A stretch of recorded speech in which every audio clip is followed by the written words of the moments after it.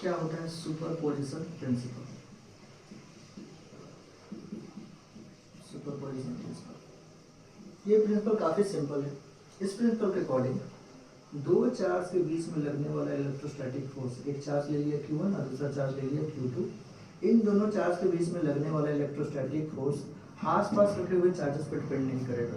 इसका मतलब क्या है, अगर मान लेते हैं अगर सिर्फ यही दोनों चार्ज है और उनके बीच में फोर्स कितना लग रहा है, F लग रहा है, तो अगर मैं आसपास और भी चार्जेस ले आऊँ, Q3 ले आऊँ, Q4 ले आऊँ, Q5 को ले आऊँ, ठीक है, तो इनको लाने की वजह से इनके बीच में लगने वाला फोर्स में कोई चेंज नहीं आएगा। इस बात को हमें ध्यान में रखना है, ठीक है। तो फोर्स हमेशा क्या रहेगा, वही रहेगा। मतलब अगर इनको लाने के पहले फोर्स 10 न्यूटन का लग रहा था, 10 न्यूटन का फोर्स लग रहा था, तो इनको लाने के बाद भी फोर्स कितना लग रहा होगा, 10 न्यूटन का ही लग रहा होगा। दूसरी चीज क्या समझना है कि अगर मेरे पास से एक चार्ज Q है और इसके आसपास बहुत सारे चार्जेस रखे हुए हैं, Q1 चार्ज रखा हुआ है, Q2 चार्ज रखा हुआ है, Q3 चार्ज रखा हुआ है, ऐसे करके मान लेते हैं यहाँ पे N चार्ज Q1 रखा हुआ है, तो होगा क्या, ये सभी चार्जेस अपना अपना फोर्स लगाएंगे। ये सभी के सभी चार्जेस इस चार्ज पे अपना अपना क्या करेंगी, फोर्स लगाएंगी। तो मान लेते हैं Q1 ने Q पे कितना लगाया, F1 लगाया, Q2 ने Q पे कितना लगाया, तो F2 लगाया, Q3 ने Q पे कितना लगाया, तो F3 लगाया, और N1 चार्ज ने इस Q पे कितना फोर्स लगाया, तो जवाब है Fn लगाया।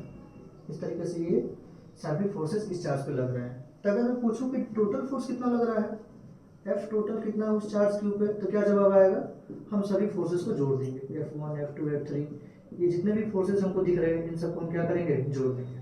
क्लियर है। तो इसी कंसेप्ट पे आइए एक छोटा सा प्रॉब्लम हम डिस्कस कर लेते हैं। तो देखिए, मान लीजिए आपके पास दो एक्सिस है, एक्स और वाई एक्सिस। मान लिया हमारे पास दो एक्सिस है। सबसे पहले मैं क्या करता हूँ, ये दो एक्सिस बना देता हूँ, इसको आप बोलिए एक्स एक्सिस, इसको आप क्या बोलिए, वाई एक्सिस बोलिए, ठीक है। और इस एक्सिस पे मान लीजिए यहाँ पे एक चार्ज रखा हुआ है, इस पॉइंट पे एक चार्ज रखा हुआ है 3 कूलम का, सेंटर से r दूरी पर, सेंटर से r दूरी पर। एट द सेम टाइम यहाँ पे भी एक चार्ज रखा हुआ है वाई एक्सिस में, कितना, 4 कूलम का, और सेंटर से अगेन कितना दूरी पर रखा हुआ है, r दूरी पर रखा हुआ है।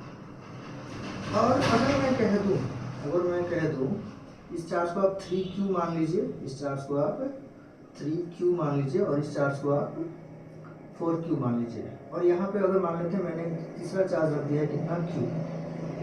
तो मेरे को बताना है इन दोनों चार्जेस के वजह से इस चार्ज पे रिजल्टेंट फोर्स कितना रहेगा, इस चार्ज पे नेट फोर्स कितना रहेगा। तो हम क्या करेंगे, इन दोनों चार्जेस की वजह से इंडिविजुअल फोर्स निकाल लेंगे, और उन दोनों फोर्सेस को हम क्या करेंगे, जोड़ देंगे। अच्छा, जोड़ना भी कैसे, वेक्टर सम लेना है हमें, ठीक है। तो ठीक है, आइए इसको डिस्कस करते हैं। तो सबसे पहले बात करते हैं, ये जो 3Q वाला चार्ज है, इस Q चार्ज पे किधर फोर्स लगाएगा, दोनों ही पॉजिटिव चार्ज है, तो फोर्स अवे फ्रॉम चार्ज लगेगा, है ना, बाहर की तरफ फोर्स लगेगा, तो ये वाला इस पे इधर की तरफ फोर्स लगाएगा, तो उसको हम F1 बोल देते हैं।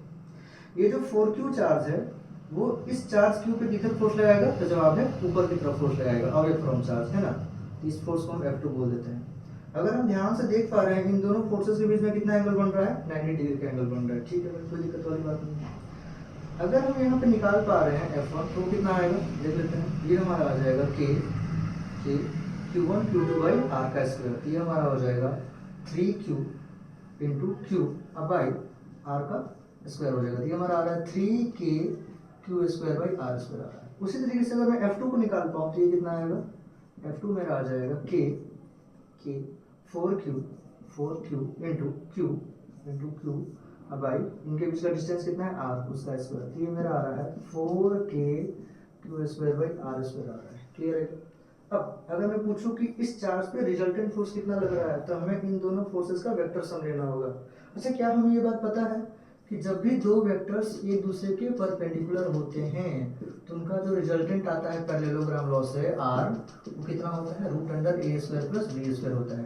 क्या ये लॉजिक हम यहाँ लगा सकते हैं, बिल्कुल लगा सकते हैं। आइए देखिए, इस चार्ज पे जो नेट फोर्स आएगा F नेट, वो इधर आएगा पहली बात, अब वो कितना आएगा, वो आएगा root under F1 square plus F2 square के बराबर आएगा।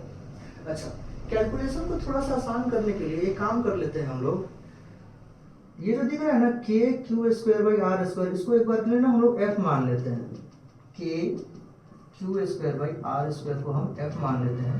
तो ये जो फोर्स है वो कितना हो जाएगा 3F, और उस वजह से ये वाला फोर्स कितना हो जाएगा 4F हो जाएगा। तो क्यों ना हम इसको सॉल्व करें।